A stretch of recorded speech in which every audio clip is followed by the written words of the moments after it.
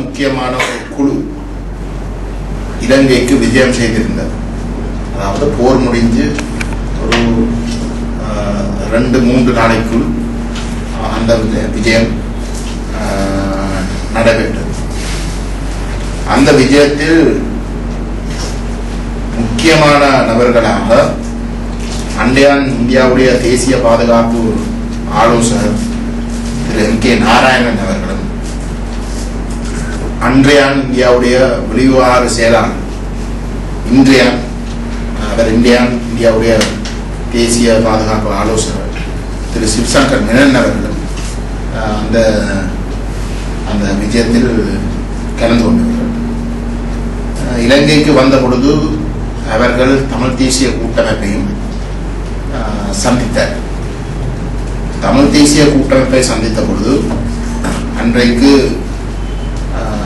அகில இலங்கை தமிழ் காங்கிரஸ் பொதுச் செயலாளர் என்ற வகையிலே அன்றைக்கு நாங்கள் கூட்டமைப்பு அங்கமாக்கின்ற ஒரு கட்சியாக இருந்த ஒரு காலகட்டத்தில் கட்சியின் தலைவர் என்ற வகையில் நானும் அந்த சந்திப்பில் கலந்து கொண்டிருந்தேன். அன்றைக்கு திரு செல்வராஜ கஜேந்திரன் அவர்கள் கட்சியினுடைய ஒரு பாராளுமன்ற உறுப்பினராக இருந்தார். ஆனால் அவர் அந்த கூட்டத்தில் கலந்து கொள்கிறார். நான் கலந்து கொண்டேன், கட்சி சார்பாக நான் கலந்து கொண்டேன். அந்த சந்திப்பில் நமக்கு மிக தெளிவாக கூறப்பட்டது,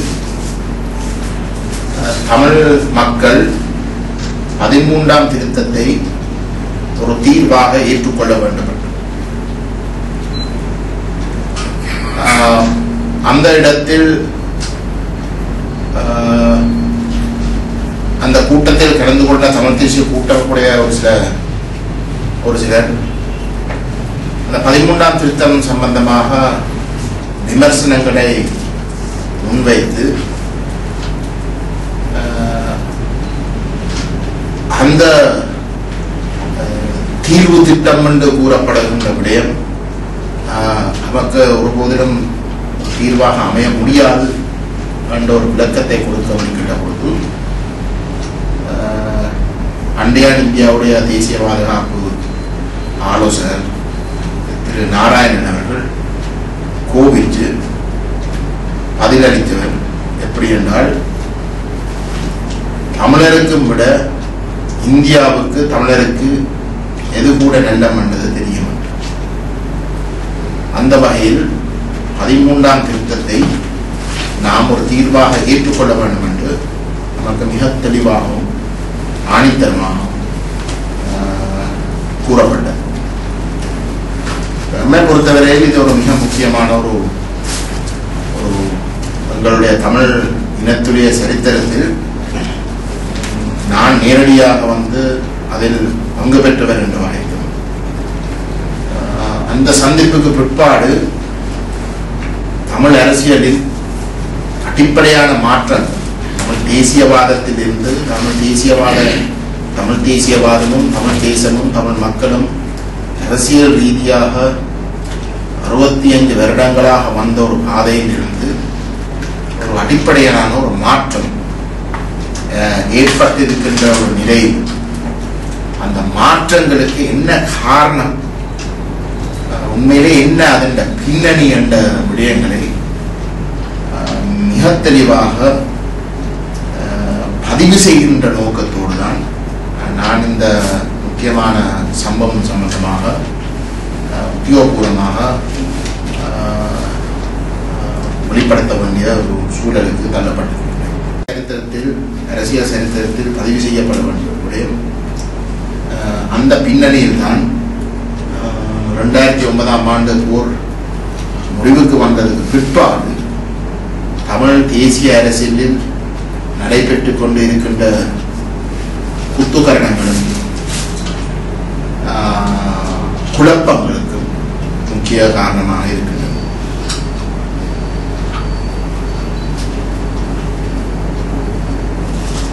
போர் நடைபெற்றுக் கொண்டிருந்த ஒரு உச்சகட்டம், போர் நடைபெற்றுக் கொண்டிருந்த உச்சத்தில்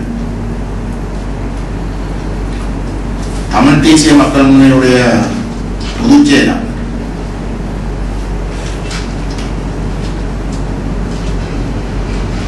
தமிழ் தேசிய கூட்டமைப்புடைய அண்டையன் ஒரு கூட்டமைப்புடைய பாராளுமன்ற உறுப்பினராக இருந்த கஜேந்திரன் அவர்கள் வன்னிக்கு சென்று தமிழீழ விடுதலை புலிகள் அமைப்புடைய தலைவரை சந்தித்த பிற்பாடு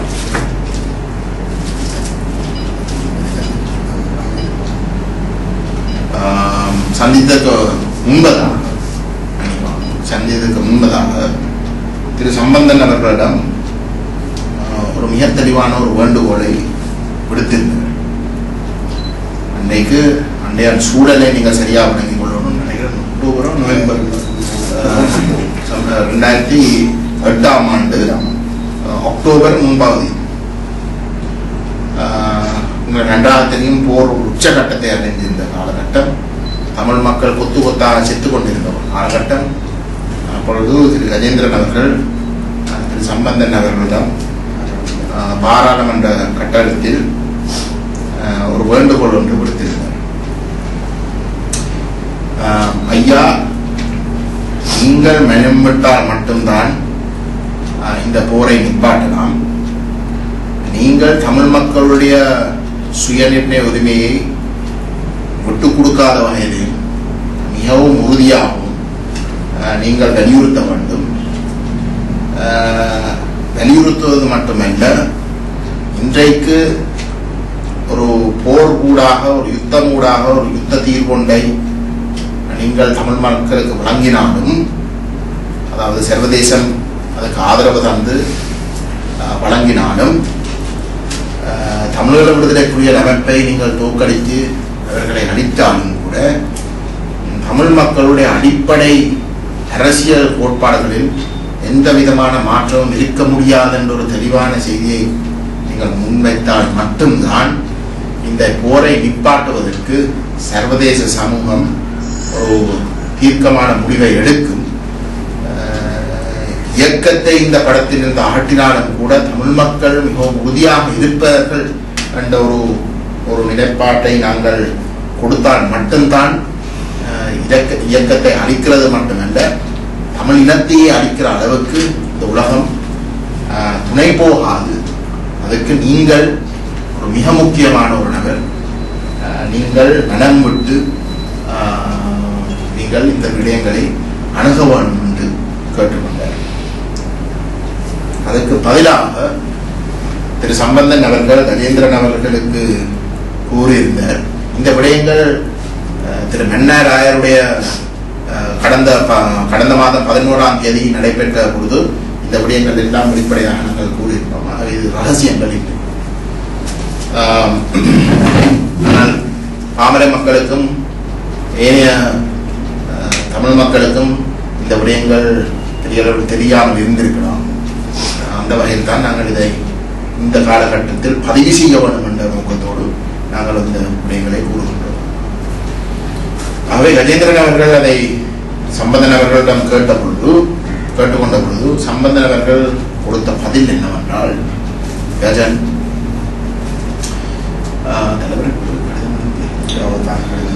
தான்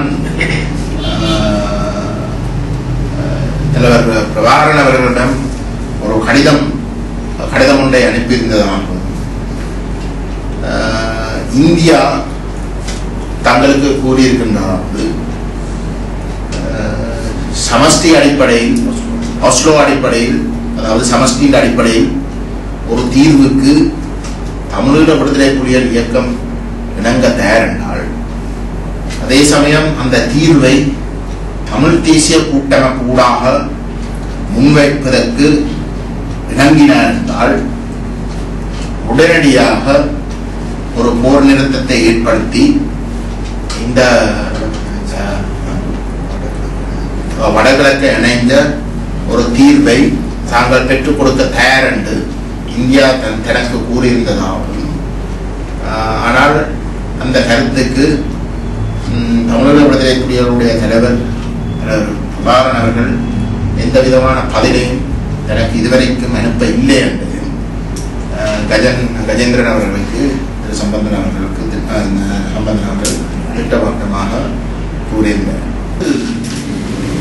இந்த ரெண்டு சம்பவங்கள் மிக முக்கியமான தமிழ் மக்களுக்கு இன்றைக்கு நடைபெற்றுக் கொண்டிருக்கின்ற எத்தனையோ குழப்பமான விடயங்களுக்கு ஒரு தெளிவை கொடுக்கக்கூடிய வகையிலே தான் இந்த ரெண்டு சம்பவங்களும் இருக்கின்றன. அது நம்முடைய மக்கள் சரியான பின்னணியில் விளங்கிக் கொள்ள வேண்டும் என்பதுதான் எங்களுடைய எதிர்பார்ப்பு. அன்றைக்கு சம்பந்தனவர்கள் கூறினர், ஒஸ்லோ அடிப்படையில், அதாவது ஒரு சமஷ்டி தீர்வுக்கு, பெடரல் சொல்யூஷனுக்கு இயக்கம் இணங்குறதுக்கு தயாராக இருந்தால் இந்த நடக்கின்ற இனப்படுகொலையை உடனடியாக நிறுத்தி இணைந்த வடகிழக்கில் ஒரு தீர்வை இந்தியா பெற்றுத்தரும், அதுக்கு இயக்கம் இணங்க வேண்டும் என்ற அடிப்படையில் தான் திரு சம்பந்தன் அவர்கள் அந்த ஒரு வாக்குறுதியை கொடுத்தார். இந்தியா எனக்கு அப்படிப்பட்ட ஒரு வாக்குறுதியை கொடுத்திருக்கிறார். இது இந்தியா மட்டுமில்லை, இந்தியா என்ற பெயரை தான் பாவித்தார். ஆனால் ஒட்டுமொத்த சர்வதேச சமூகம் என்பதுதான் அதன் அர்த்தம். ஆனால் போர் நடைபெற்று முடிஞ்சதுக்கு பிற்பாடு 2 நாளைக்குள் திரு சம்பந்தன் அவர்கள் கூறின இந்தியாவே நான் கலந்து கொண்ட கூட்டத்தில் மிக தெளிவாக கூறியிருந்தது, சமஷ்டியை பற்றி அல்ல, மாறாக ஒற்றையாட்சிக்குள் இருக்கக்கூடிய இந்தியான், அதுவும் பிரிஞ்ச வடகிழக்கில் இருக்கக்கூடிய 13ஆம் திருத்தத்தை தமிழ் மக்கள் ஏற்றுக்கொள்ள வேண்டும் என்று தமிழ் மக்களிடம் அந்நியப்படுத்தி ஓரம் கட்டுவதற்கு அண்டைக்கு சர்வதேச சமூகம், இந்தியா மட்டுமல்ல, இந்த அண்டையான் சர்வதேச சமூகம் ஒரு சமஷ்டி தீர்வுக்கு, ஒரு ஐக்கிய இலங்கைக்குள் ஒரு சமஷ்டி தீர்வுக்கு இணங்க வேண்டும் என்று அழுத்தம் கொடுத்தது. ஆனால் அதற்கு இணங்க இல்லை என்ற பெயரில் தான் இயக்கத்தை அழிப்பதற்கும் ஒரு பயங்கரவாத அமைப்பு என்று அதை ஓரம் கட்டி அழிப்பதற்கும் முடிவெடுத்தார்கள். இன்றைக்கு அந்த இயக்கம் இல்லை. இன்றைக்கு உங்களுக்கு விரும்பின தமிழ் தேசிய கூட்டமைப்புடைய தலைவர்கள் ஒரு பின்னணியில் தான் தமிழ் மக்கள் தெரிவு செய்த ஒரு அமைப்பு இருக்கின்றது. ஆனால் அந்த அமைப்புக்கும் கூறப்பட்டிருக்கின்றது, சமஷ்டியை பற்றி அல்ல, ஒற்றையாட்சிக்குள் எந்த விதமான அதிகார பகிர்வையும் ஏற்படுத்த முடியாத ஒரு ஒற்றையாட்சிக்குள் கடந்த 26 வருடங்களாக தமிழினம் நிராகரித்த 13வது திருத்தத்தை தீர்வாக ஏற்றுக்கொள்ள வேண்டும் என்று ஒரு சிலர், இதற்கு கூறுவதற்கு காரணம் ஒரு சிலர் நினைக்கிறார்கள், ஏதோ தமிழீழ விடுதலை புலிகள் தான் சரியாக விளங்கிக் கொள்ள இல்லை என்றும், தமிழீழ விடுதலை புலிகள் அன்றைக்கு ராஜதந்திரமாக செயல்பட்டிருந்தால் இன்றைக்கு நாங்கள் சமஷ்டி தீர்வை அடைந்திருக்கலாம், இல்லாட்டி வேற ஏதோ ஒரு தீர்வை அடைந்திருக்கலாம். ஆனால் அதுக்கு இடைஞ்சலாக இருந்த இயக்கம் இன்றைக்கு இல்லை. உங்களுக்கு மிகவும் வேண்டியவர்கள் ஆட்சியில் இருக்கிறார்கள், தெரிவு செய்யப்பட்டிருக்கிறார்கள், அமோக வெற்றி அடைந்திருக்கிறார்கள். உங்களுக்கு நம்பிக்கையானவர்களுக்கு கூட சமஷ்டியை பற்றி ஒரு கதையும் இல்லை. ஒற்றையாட்சிக்குள்ளே இருக்கக்கூடிய தோத்து போன தமிழினத்தால ஒவ்வொரு கட்டத்திலும் நிராகரிக்கப்பட்டு புறக்கணிக்கப்பட்ட 13வது திருத்தத்தை ஏற்றுக்கொள்ள வேண்டும் என்றுதான் இன்றைய சூழலில் தங்களுக்கு வேண்டியவர்களாக தமிழ் மக்களுக்கு கூறப்படுகின்றது. அதை நாங்கள் சரியாக விளங்கிக் கொள்ளும்.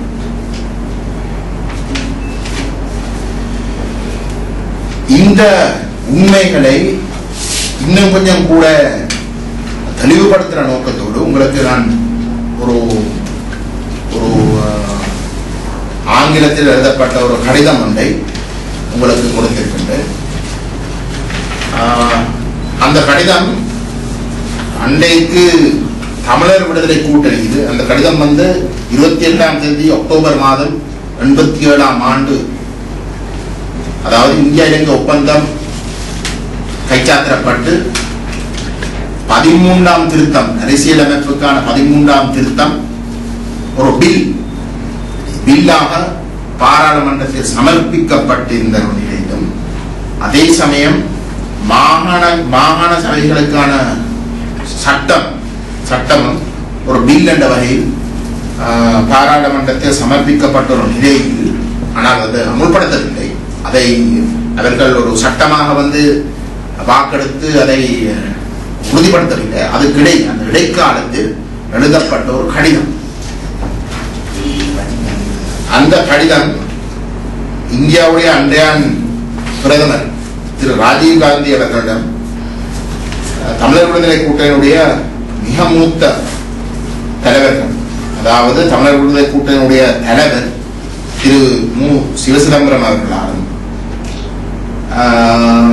தமிழர் விடுதலை கூட்டணியுடைய பொதுச் செயலாளர் நாயகம் திரு அப்பா அமிர்தலிங்கம் அவர்களாலும், அதே சமயம் தமிழர் விடுதலை கூட்டணியுடைய உபதலைவர் திரு சம்பந்தன் அவர்களாலும் கைச்சாத்திற்கு எழுதப்பட்ட ஒரு கடிதம். அந்த கடிதத்தில் குறிப்பாக 13ஆம் திருத்தம் சம்பந்தமாகவும் மாகாண சபைகள் உடைய சட்டம் சம்பந்தமாகவும் ப்ரொவின்சியல் கவுன்சில் பில் சம்பந்தமாகவும் குறிப்பிடப்பட்ட ஒரு சில கருத்துக்களை பற்றி மேலோட்டமாக இந்த முழு கடிதமும் இருக்கின்றது. நீங்கள் அதை பார்த்து அதை தமிழாக்கம் செய்து அதை வெளிக்கொண்டு வருவது என்னை பொறுத்தவரையில் இந்தியா காலத்தின் கட்டாயம். அதை நீங்கள் செய்வீர்களோ தெரியாது, ஆனால் செய்கிறதை நாங்கள் எதிர்பார்க்கின்றோம். ஆனால் ஒரு குறிப்பாக வந்து சுருக்கமாக அவர்கள் 13ஆம் திருத்தமும் மாகாண சபை சட்டங்களை பற்றியும் குறிப்பிட்டிருக்கின்ற விடயங்களை மேலோட்டமாக விரும்புகின்றேன். அவர்கள் எழுதுகிறார்கள் இந்த கடிதத்திலே 2வது பகுதி, we feel it our duty to also express our disappointment with the proposals to solve the Tamil problem contained in the 2 bills, the 13th amendment to the constitution and the provincial council's bill presented to parliament by the Sri Lankan government. These proposals do not meet the aspirations of the Tamil people, nor are in any way commensurate with the loss of life, sufferings and privations suffered by the Tamil people. அதற்கு மேலதிகமாக கூறுகின்றார்கள், the TULF regrets it cannot recommend the contents of these bills to the Tamil people as being satisfactory, just or durable. என்றால்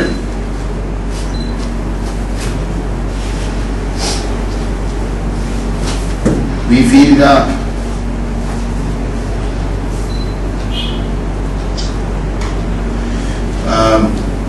உங்களுக்கு 13ஆம் திருத்தம் சம்பந்தமாகவும்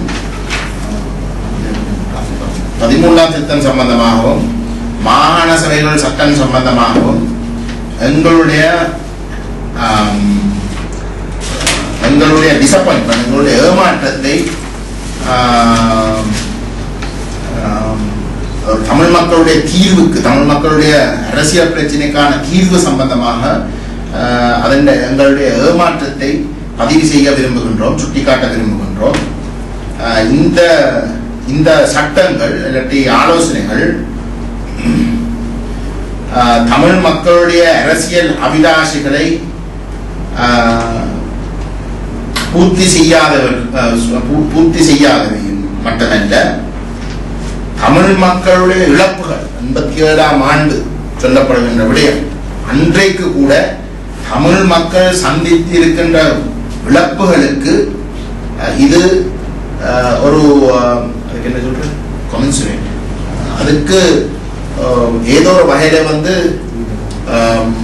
ஆறுதல் அளிக்கக்கூடிய வகையில் இந்த சட்டமூலங்கள் அமையவில்லை என்பது மட்டுமல்ல, தமிழ் மக்களுடைய துன்பங்கள், தமிழ் மக்களுக்கு இருக்கிற பிரச்சனைகள் இந்த யோசனைகளூடாக தீர்க்க முடியாதவை என்பதை தெளிவுபடுத்துகிற நோக்கத்தோடு தான் நாங்கள் இதை எழுதுகிறோம் என்று கூறுகிறார்கள்.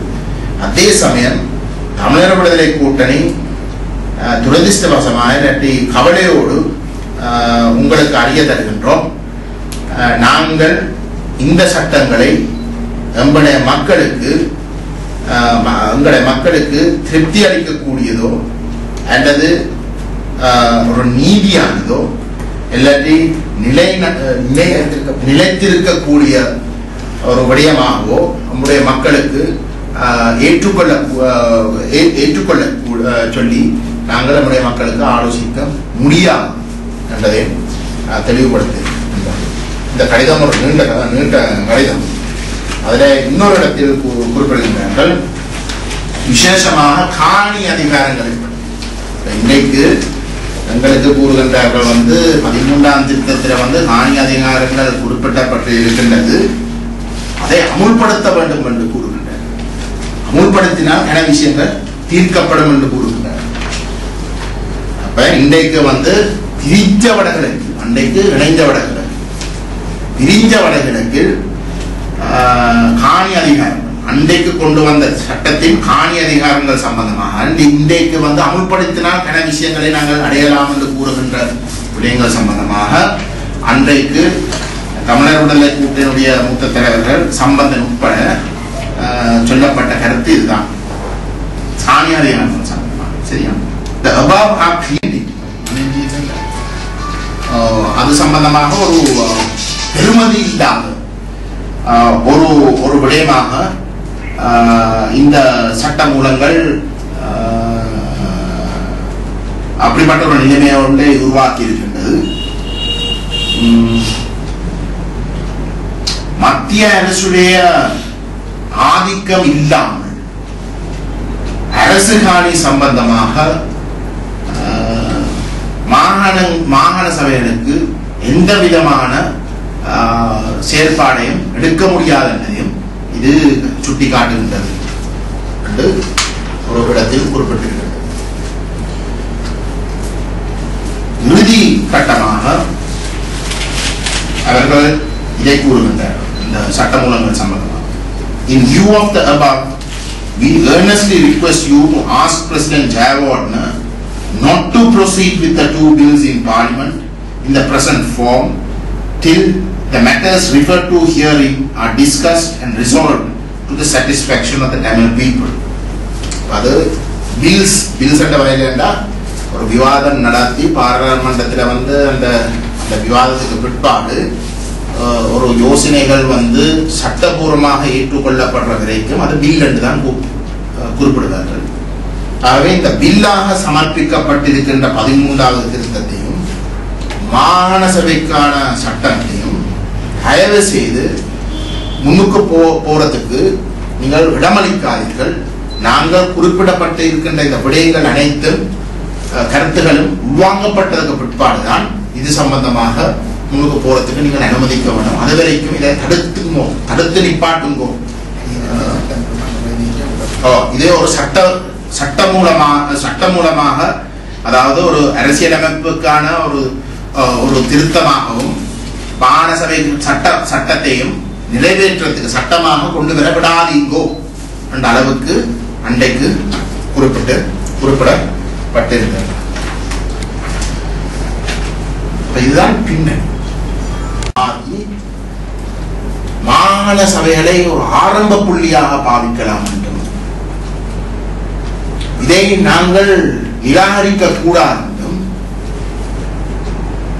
கடவுள் கொடுத்த ஒரு அரிய சந்தர்ப்பம் என்றும் கூறுகின்ற அளவுக்கு இன்றைக்கு இந்த தமிழ் தேசிய கூட்டமைப்புடைய தலைவரும் அவரோடு இருக்கக்கூடிய மூத்த தலைவர்களும் அன்றைக்கும் பல்வேறு கட்சிகள் சார்ந்த தலைவர்களாக இருந்தாலும் இன்றைக்கு எல்லாரும் உண்டாக தமிழர் தேசிய கூட்டமைப்பில் இருக்கின்றார்கள். இவர்களுடைய கருத்து மாறி இருக்கின்றது.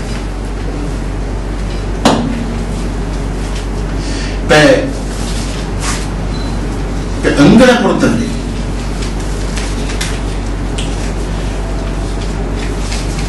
இந்த 13ஆம் திருத்தம் தமிழ் மக்களுடைய இனப்பிரச்சனைக்கு ஒரு தீர்வாக ஒரு அடித்தளமாக அமைய முடியாது என்பதில் நாங்கள் மிகவும் தெளிவாக இருக்கின்றோம். ஆனால் மேலதிகமாக இந்த 13ஆம் திருத்தம் என்ற விடயம் ஒரு தீர்வை நோக்கி போவதற்கான பாதையில் ஒரு ஆரம்ப புள்ளியாவது கூட இது அமைய முடியாது என்பதிலையும் நாங்கள் மிகவும் தெளிவாகவும் உறுதியாக இருக்கின்றோம். ஆரம்ப புள்ளியாகவும் ஏற்றுக்கொள்ள முடியாத விடயத்துக்கு பல காரணங்கள். ஆனால் மிக முக்கியமாக இந்த 13ஆம் திருத்தம், அரசியலமைப்புக்கான 13ஆம் திருத்தம் ஒரு பில்லாக பாராளுமன்றத்துக்கு சமர்ப்பிக்கப்பட்டதுக்கு முன்பதாக சுப்ரீம் கோர்ட்டுக்கு அது அனுப்பப்பட்டு அரசாங்கத்தால், ஜெயஜெயவர்தன அரசாங்கத்தால் அனுப்பப்பட்டு இந்த சட்டம், இந்த 13ஆம் திருத்தம் என்பது அன்றைக்கு இருந்த அரசியலமைப்புக்கு எந்த வகையில் இடைஞ்சலாக இருக்கிறதோ அல்லது இல்லையோ, அல்லது இது அமுல்படுத்துறதுக்கு எந்த வகையான நடவடிக்கை எடுக்கப்பட வேண்டும் என்று அறியறதுக்கு சமர்ப்பிக்கப்பட்டது. அது சமர்ப்பிக்கப்பட்ட பொழுது சுப்ரீம் கோர்ட்டிலே இருக்கக்கூடிய நீதிவான்கள் முழு பேர், 9 பேர் அந்த சட்டத்தை படித்து அவர்களுடைய கருத்துக்களை வழங்கினார்கள். ஆரம்ப கட்டத்தில் உண்மையிலே பெரும்பான்மை 5 நீதிவான்கள் இந்த 13ஆம் திருத்த இலங்கை அரசியலமைப்பு, அதாவது ஒற்றையாட்சி முறைக்கு முரணானது, இல்லாட்டி மீறி இருக்கின்றது என்று கூறி அந்த சட்டம் அமுல்படுத்துவதற்கு பாராளுமன்றத்தில் 3/2 பெரும்பான்மை மட்டுமல்ல, ஒரு சர்வஜன வாக்கெடுப்பும் எடுக்க வேண்டும் என்று கூறியிருந்தார். மிச்சம் 4 பேர் இது ஒற்றையாட்சியை மீறவில்லை, ஆகவே பாராளுமன்றத்தில் 3/2 பெரும்பான்மையோடு நிறைவேற்றலாம் என்று கூறியிருந்தார். ஆனால் இந்த சட்டத்தை ஒற்றையாட்சியை மீறுகின்றது என்று கூறின பெரும்பான்மை 5 பேர்ல ஒரு நீதிவான் மேலதிகமாக குறிப்பிட்டிருந்தார், ஒரு சில மாற்றங்களை செய்தால் இந்த சட்டத்தை தான் ஒற்றையாட்சியை மீற இல்லை என்று தன்னுடைய நிலைப்பாட்டை மாற்றலாம் என்று குறிப்பிட்டதுக்கு இணங்க அண்டையான அரசாங்கம் அந்த ஒரு சில மாற்றங்களை செய்ததுக்கு பிற்பாடு இந்த 13ஆம் திருத்தம், அரசியலமைப்புக்கான திருத்தம் ஒரு 5/4 பெரும்பான்மையோடு நிறைவேற்றப்பட்டது. அதாவது வெறுமனே பாராளுமன்றத்தில் 3/2 பெரும்பான்மையோடு இந்த அரசியல் திருத்தம் நிறைவேற்றப்படலாம் என்று ஒரு பெரும்பான்மை முடிவுக்கு நிறைவேற்றப்பட்டது. ஆனால் அப்படி இருக்கும் நிறைவேற்றப்பட்டிருந்தும் அவர்கள் கொடுத்த அந்த தீர்ப்பில் அதன் சாராம்சம் மிகவும் தெளிவு. 13ஆம் திருத்தம், அரசியலமைப்புக்கான திருத்தம் என்பது இன்றைய ஒற்றையாட்சி அரசியலமைப்புடைய எல்லைக்கு வந்திருக்கின்றது என்றும், இந்த எல்லைக்கு வந்திருக்கின்றபடியினால்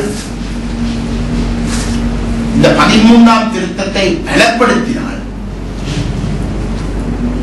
கொஞ்சம் கூட பலப்படுத்தினால் அந்த ஒற்றையாட்சி முறையை மீறும் என்றும், ஒற்றையாட்சி முறையை மீறினால் அவர்கள் ஏற்கனவே குறிப்பிட்ட பொழுது வகையில் ஒரு பாராளுமன்றத்துக்கு 3/2 பெரும்பான்மை எடுக்க வேண்டியது மட்டுமல்ல, ஒரு சர்வஜன வாக்கெடுப்பில் பெரும்பான்மையான வாக்குகளும் பெற வேண்டியிருக்கும் என்பதையும் அவர்களுடைய தீர்ப்புடைய சாராம்சமாக அமைந்திருந்தது. நான் ஏன் இதை கூறுகளாக நிராகரித்த ஒரு 13ஆம் திருத்தத்தை, அந்த 13ஆம் திருத்தம் என்றது தமிழ் மக்களால் மட்டுமல்ல, அண்டையில இருந்து இன்றைக்கு வரைக்கும் எல்லா அரசியல் கட்சிகளாலும் முற்றுமுழுதாக நிராகரிக்கப்பட்டது மட்டுமல்ல, புறக்கணிக்கப்பட்டது. அண்டைக்கு உண்மையிலே 87ஆம் ஆண்டு EPRLF அமைப்பை தவிர மற்ற முழு அமைப்புகளும் தமிழ் அமைப்புகள் அதை நிராகரித்திருந்தார். EPRLF அமைப்பு கூட அந்த சட்டத்தை, அந்த திருத்தம் சம்பந்தமாக தங்களுடைய ஆட்சேபனை பெற்றிருந்தாலும் இந்தியாவுடைய முழு ஆதரவும் தங்களுக்கு இருக்கும் என்ற அடிப்படையில் அவர்கள் மட்டும்தான் இணைந்த வடகிழக்கில் 87ஆம் ஆண்டு நடைபெற்ற வடகிழக்கு மாகாண சபைக்கான தேர்தலில் போட்டியிட்டு இந்தியாவுடைய முழு ஆதரவும் பின்னால் இருக்க வெற்றி பெற்று அதன் முதலமைச்சராக வரராஜ பெருமாள் அவர்களும் தெரிவு செய்யப்பட்டு பேர்ந்து அந்த அந்த மாகாண சபையில் ஏதோ தங்களால் செய்யக்கூடிய ஒன்றை செய்ய வழிகிட்டு அதில் ஒன்றுமே இல்லை என்பதை கூறி இதில் ஒரு பிரயோசனம் இல்லை என்று கூறி தமிழர்களை பிரகடனப்படுத்தி இந்தியாவுக்கு சென்று விட்டார். அந்த 13ஆம் திருத்தத்தை முற்றுமுழுதாக நிராகரிக்காமல் இருந்த ஒரே ஒரு தரப்பு இந்தியாவில் அந்த அமைப்பு கூட 13ஆம் திருத்தத்தில் போட்டியிட்டு அதுக்குள்ள சென்றதுக்கு பிற்பாடு இதுல ஒரு பிரயோசனம் இல்லை, நாங்கள் இதை வச்சு ஒன்றுமே செய்ய முடியாது என்று கூறி தமிழீழத்தை பிரகடனப்படுத்தி சென்று விட்டார். அப்ப அதுக்கு பிறகாவது இந்த 13ஆம் திருத்தம் என்பது பேச்சு பொருளாகவே இருக்கவில்லை. மாறாக 13ஆம் திருத்தம் சம்பந்தமாக 2008ஆம் ஆண்டு ஒரு சில அதுக்கு என்ன சொன்ன துல்லியல் கதையப்பட சும்மா சின்ன சின்ன அந்த காதுக்கு ஒரு சில தகவல்கள் வேற ஏதோ 13ஆம் பட்டி திருப்பியும் கதைக்கிறாங்க, ஏதோ 13 திரும்ப பெறப்போதோ இல்லாட்டி அதை பற்றி தான் என்ன நடக்க போகுது கொஞ்சம் சந்தேகங்கள் எழுப்பப்பட இந்தியா தமிழ் தேசிய கூட்டமைப்புடைய தலைவர் சம்பந்தன் அவர்கள் பாராளுமன்றத்தில் உரையாற்றினர். அந்த உரையாற்றும் பொழுது நானும் பாராளுமன்றத்தில் அமர்ந்திருந்தேன். This is dead as a dodo என்று பேசினார். டோடோ பறவை போல இது செத்து அழிஞ்சு போயிட்டு இதை பற்றி நாங்கள் பேச தயாரில்லை, தொடவும் தயாரில்லை என்ற அளவுக்கு பல கருத்துக்களை தெரிவித்திருந்தார். இன்னொரு இடத்தில் இந்த 13ஆம் திருத்தம் என்பது செத்த பிரேதம் மட்டும் இல்லை, இதுக்கு நாங்கள் இறுதி கிரகணம் செய்து எல்லாத்தையும் செய்து முடிச்சுட்டோம், மீத துறையலாம் அந்த அளவுக்கு எல்லாம் பேசியிருக்க. அப்ப இன்றைக்கு அந்த கருத்துகள் எல்லாம் தலைகீழா மாறி ஒரு ஆரம்ப புள்ளியாகவோ இல்லாட்டி இறுதி தீர்வை அடையறதுக்கான பாதையில ஒரு கட்டத்தில் இதை பயன்படுத்தலாம் என்ற ஒரு நம்பிக்கை, ஒரு பொய்யையும் ஒரு போலியான நம்பிக்கையை மக்களுக்கு ஊட்டுறதுக்கு ஒரு சிலர் முயற்சிக்கின்றனர். ஆகவே இந்த மாற்றத்தையும் நீங்கள் சரியாக விளங்கிக் கொள்வது மட்டுமல்ல, இந்த விடயங்கள் இந்த காலகட்டத்தில் நாங்கள் பதிவு செய்ய வேணும் என்ற கோணத்தில் தான் முக்கியமாக இந்த கருத்துக்களை நாங்கள் கூறுகின்றோம். மக்களிடம் நாங்கள் கூற விரும்புவது இதுதான். இன்றைக்கு சிங்கள தேசத்தில் இனவாதம், தமிழருக்கு எதிரான இனவாதம் என்பது ஒரு உச்சகட்டத்தை அடைந்திருக்கிறது. சமஷ்டி என்று பேசின ரணில் விக்ரமசிங்கவுடைய ஐக்கிய தேசிய கட்சி கூட கடந்த 2 கிழமைக்கு முன்பதாக தாங்கள் ஆட்சிக்கு வந்தால் ஒரு புதிய அரசியல் அமைப்புக்கான யோசனைகளை முன்வைத்திருந்தார்கள். அந்த யோசனைகளில் மிக தெளிவாக அவர்களும் ஒற்றையாட்சிக்குள் தான் எதிர்கால ஸ்ரீலங்கா அரசு இருக்க போகின்றது என்ற ஒரு மிக தெளிவான ஒரு செய்தியையும் எங்கள் எல்லோருக்கும் அவர்கள் வெளிப்படுத்தி இருக்கின்றனர்.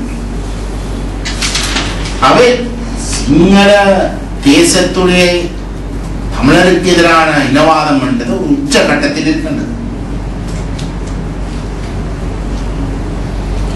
அப்படிப்பட்ட ஒரு இனவாதம் தமிழ் மக்கள் சம்பந்தமாக பேருக்கு கொண்டு வரப்பட்ட இந்த 13ஆம் திருத்தம் கூட தமிழ் மக்கள் ஏற்றுக்கொள்ள இல்லை என்றது ஒரு பக்கம்.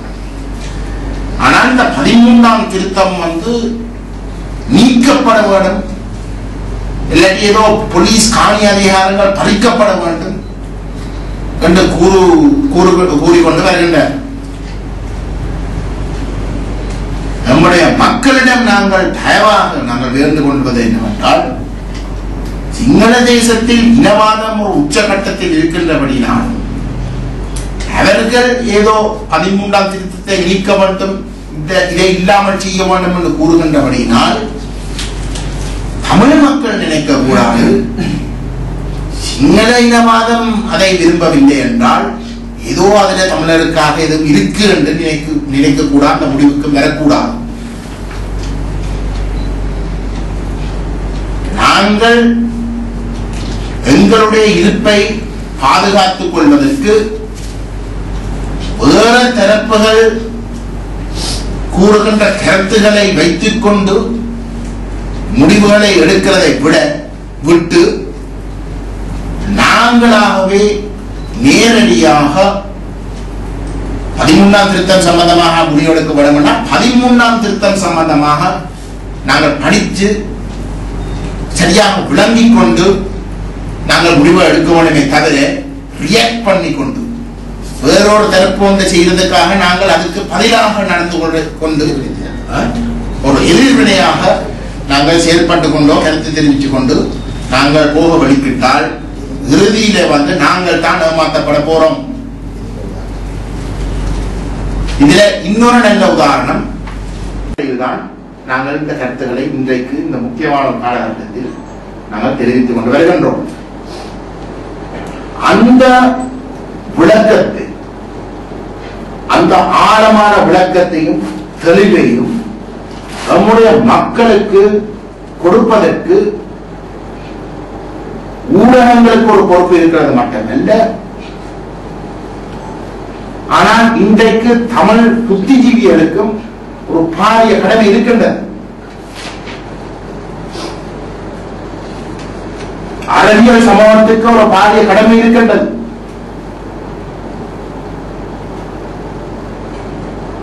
உங்களுடைய புத்தியும் உங்களுடைய அறிவும் இந்த மக்களை சரியான வழியில் கொண்டு செல்வதற்காகத்தான் அமைய வேண்டும்.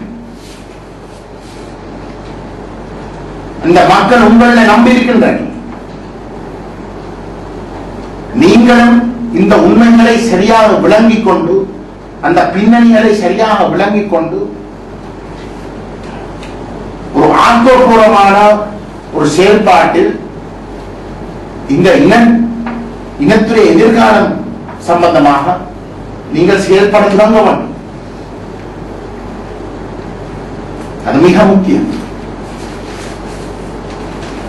இறுதியாக நாங்கள் குறிப்பிட விரும்புகின்றோம், ஊடகங்களில் ஒரு சில செய்திகள் வெளிவந்திருக்கின்றது. தமிழ் தேசிய கூட்டமைப்பு நியூடெல்லிக்கு சென்று நியூடெல்லியில் இருக்கக்கூடிய இந்தியாவுடைய முக்கியமான தலைவர்கள், பிரதமர் திரு மன்மோகன் சிங் அவர்களும் திருமதி சோனியா காந்தி அவர்களும் ஏனைய மூத்த தலைவர்களும் இந்திய அரசுடைய மிக பொறுப்பு வாய்ந்த அதிகாரிகளையும் சந்திக்கிறதுக்கு வாய்ப்புகள் இருக்க போவதாக தமிழ் தேசிய கூட்டமைப்பு இந்த உண்மைகளை, இது இந்த கடிதத்தில் இருக்கின்ற கருத்துகள், இது எங்களுடைய கருத்துகள், ஏதோ நாங்கள் புதுசாக கூறுகின்ற கருத்துகள், இது தமிழ் தேசிய கூட்டமைப்புடைய தலைவர் என்று கூறுகின்ற திரு சம்பந்தன் அவர்கள் கூட இந்த விஷயங்களை 26 வருஷங்களுக்கு முன்னால் 87ஆம் ஆண்டே இந்த விஷயங்களை எல்லாம் பெரிய அளவில் சுட்டிக்காட்டியிருக்கின்றன. சுட்டிக்காட்டுவது மட்டுமல்ல, அன்றைக்கு ஒரு மிகச்சரியான ஒரு நிலைப்பாடு எடுத்தவர் நாங்கள் இந்த 13ஆம் திருத்தத்தை ஏற்றுக்கொள்ள முடியாது. தமிழர்களுடைய கூட்டணி 13ஆம் திருத்தத்தின் அடிப்படையில் உருவாக்கப்பட்ட அன்றைக்கு இணைந்த வளங்களுக்கு மாகாண சபையில கூட நாங்கள் போட்டியிட முடியாது, புறக்கணித்தார். அது சரியான முடிவு. அப்ப அன்றைக்கு கூறப்பட்ட விடயங்களை மீண்டும் அது மட்டுமல்ல, சம்பந்தவர்களுக்கு இந்தியா மட்டுமல்ல மேற்கு நாடுகளும் ஏதோ சமஷ்டி தீர்வை ஏற்றுக்கொண்டால் போரை நிப்பாட்டலாம் என்று கொடுத்த வாக்குறுதிகளை ஞாபகப்படுத்தி இந்த ஒற்றையாட்சியும் 13ஆம் திருத்தத்தையும் நீங்கள் மறந்துவிடுங்கள். தமிழ் மக்களுக்கு நடந்திருக்கிற இனப்படுகொலைக்கு சமாந்தரமாக நாங்கள் சந்தித்த அழிவுகளுக்கு ஒரு சமாந்தரமாக இல்லாட்டி அந்த அழிவுகளுக்கு நியாயம் கொடுக்கக்கூடிய வகையில் எதிர்காலத்தில் இப்படிப்பட்ட அழிவுகளை மீண்டும் சந்திக்காமல் இருக்கிற வகையில் ஒரு தீர்வு கொண்டு வலியுறுத்தப்பட வேண்டும் என்பதை நாங்கள் தமிழ் தேசிய கூட்டமைப்பு தலைவர்களுக்கும் வலியுறுத்த விரும்புகின்றோம். ஆனா தமிழ் தேசிய கூட்டமைப்பு நாங்கள் கேட்கறதுக்காக இணங்கி செயல்பட தயாரில்லை. தமிழ் தேசிய கூட்டமைப்பு சரியான பாதைக்கு சரியான விஷயங்களை செய்வதற்கு ஒரு மாற்றம் வரப்போகுது என்றால் நம்முடைய மக்கள் தெளிவுபடவும். இன்றைக்கு தமிழ் தேசிய கூட்டமைப்புடைய செயல்பாடுகள் தமிழருக்கு தேவைப்படுகின்ற விடயம் தமிழர்களுடைய நிலங்கள் என்ற கோணத்தில் இருந்து சர்வதேசத்தை அணுகிறது அல்ல. இன்றைக்கு தமிழ் தேசிய கூட்டமைப்புடைய செயல்பாடு எப்படி அமைந்திருக்கிறது என்றால் சர்வதேசம் விரும்பின நிகழ்ச்சிகளை தமிழ் மக்களிடம் திணிக்கிறது. லொபியிங் எந்த வகையில் நடக்கிறது என்றால் தமிழர்கள் கோணத்திலிருந்து சர்வதேசத்தை லொபி பண்ற வேலை இல்லை தமிழ் தேசிய கூட்டமைப்பு செய்து, சர்வதேசம் விரும்புகின்ற விஷயத்தை தமிழ் மக்களிடம் லொபி பண்ற வேலையை தான் தமிழ் தேசிய கூட்டமைப்பு செய்து கொண்டது.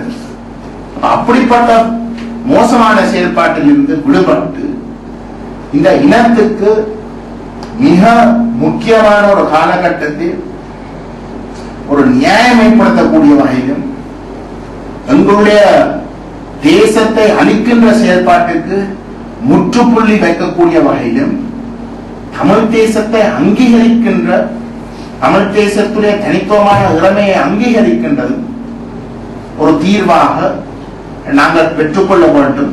அதை வலியுறுத்த வேண்டியதுதான் இந்தியாவின் காலத்தின் கட்டாய தேவை.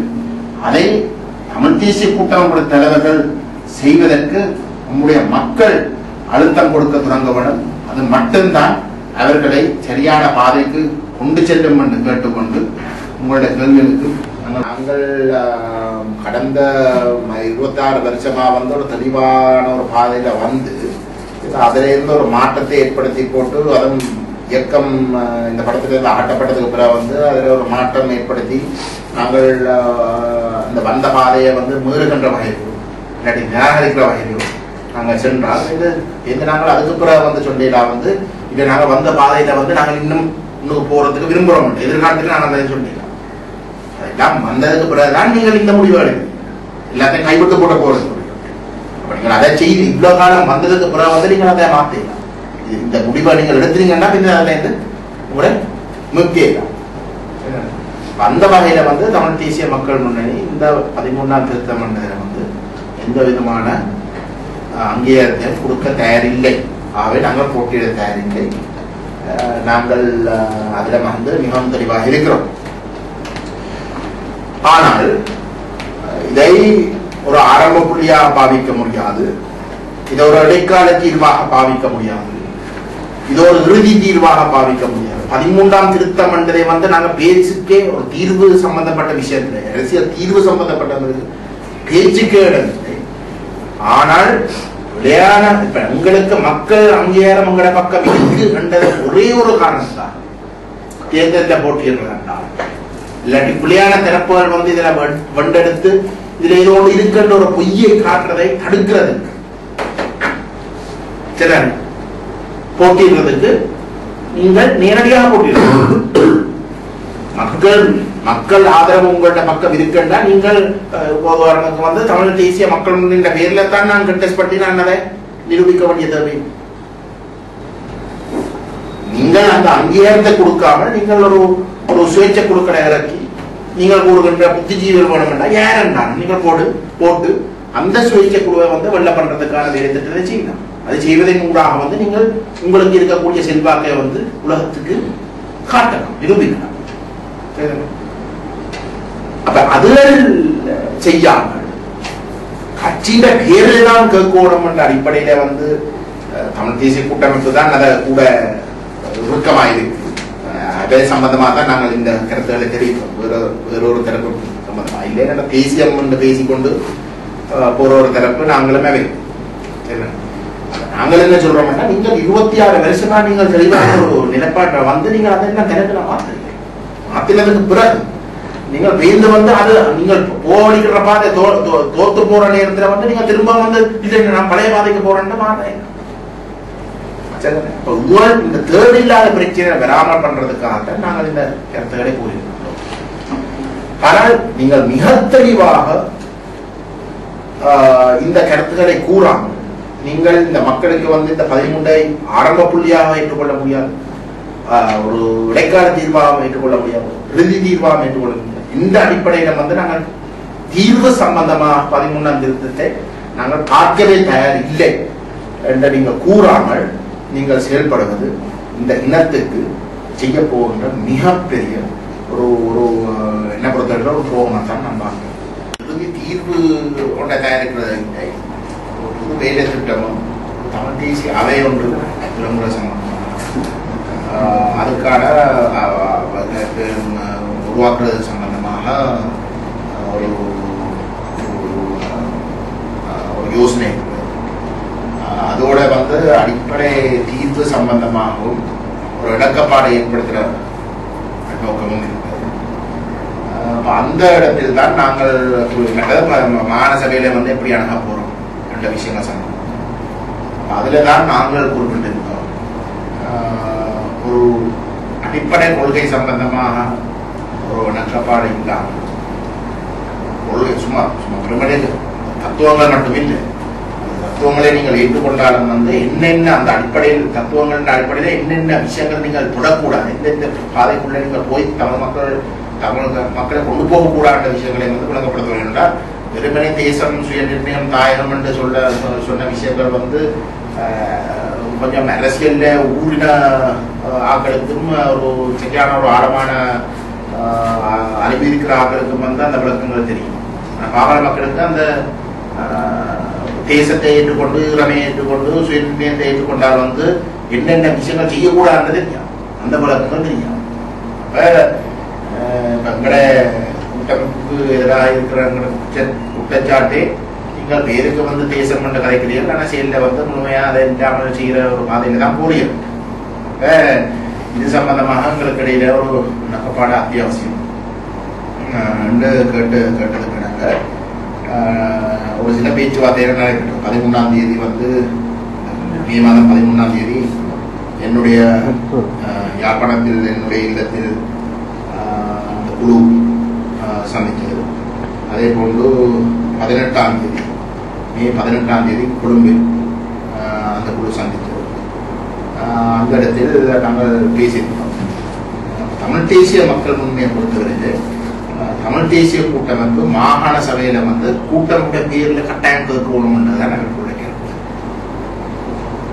அதுல வந்து அது கேட்காட்டி வந்து தேவையில்லாத நடைமுறை சிக்கல்கள் தங்களுக்கு வரக்கூடும் என்று மற்ற எந்த ஒரு கொள்கை ரீதியான விடயங்களில் வந்து அவர்கள் அந்த நேரத்தில் வந்து பெரிய அளவில் எந்த விதமான எதிர்ப்பும் தெரிவிக்கிறது. அந்த இடத்தில் வந்து நாங்கள் ஒரு யோசனை ஒன்றை தயாரித்திருக்கோம். உண்மையில கூட்டமைப்புகளை சொன்னால் வந்து 13ஆம் திருத்தம், குறிப்பாக 13ஆம் திருத்தம் சம்பந்தமாக உங்களுக்கு வெளிப்படையாக வந்து தாங்கள் வந்து ஒரு ஆரம்ப புள்ளியாக தாங்கள் ஏற்றுக்கொள்ள தயாரில்லை, தாங்கள் ஏற்றுக்கொள்ள இல்லை. இறுதி தீர்வாகம் வந்து 13ஆம் திருத்தத்தை ஏற்றுக்கொள்ள இல்லை பகிரங்கமாக அந்த குழுவுக்கு அவருடைய கருத்தை தெரிவித்தது. இது தமிழ் தேசிய கூட்டமைப்பு நிலப்பாடு கூறினது. அந்த குழுவிலே வந்து அந்த குழுவாக இல்லாமல் சிவில் சமூகத்தோடு திரு சுமந்திரன் தனியாக சந்தித்த ஒரு சந்தர்ப்பத்தில் தாங்கள் இதை ஒரு இடைக்கால தீர்மானம் ஏற்றுக்கொள்ள தயாரில்லை என்று கூறியது. உங்களுடைய நிலப்பாடு என்னென்றால் நீங்கள் இந்த கருத்துக்களை நீங்கள் எழுத்துல மிக தெளிவாக கூறுகிறீர்கள். அதாவது 13ஆம் திருத்தத்தை வந்து நாங்கள் ஒரு ஆரம்ப புள்ளியாகவும் பாவிக்க முடியாது, ஒரு இடைக்காலமாகவும் பாவிக்க முடியாது, ஒரு இறுதி தீர்வுக்கான அத்திவாரமாகவும் நாங்கள் இதை ஏற்றுக்கொள்ள முடியாது என்ற மிக தெளிவான ஒரு நிலைப்பாடை நீங்கள் எழுத்து மூலமாக இணங்க தயாரிக்கிறார். அதே சமயம் வந்து தேசங்கள் தனித்துவமான இறமை சுயநிர்ணய உரிமை என்ற கொள்கையின் அடிப்படையில் ஒரு புது தேசங்களுக்கான ஒரு கூட்டு தமிழ் தேசம் சிங்கள தேசம் வந்து இணைந்து கூட்டாக வந்து ஒரு புது அரசை உருவாக்குற ஒரு பாதையில் தான் நீங்கள் போக தயாரித்தால் நீங்கள் இந்த தேர்தலில் வந்து நீங்கள் போட்டியிடுவதற்கு நாங்கள் தடையாக இருக்க மாட்டோம். நாங்கள் ஒரு நாள் அதை ஏற்றுக்கொள்ளப்படுவோம், ஆனால் அதை ஒரு நிபந்தனையாக நாங்கள் போட மாட்டோம் என்று நாங்கள் கூறுகிறோம். அந்த நிலையில் தான் பேச்சுவார்த்தைகள் ஈடுபட்டிருக்கிறது. எனக்கு தெரியும் சுமந்திரன் அவர்கள்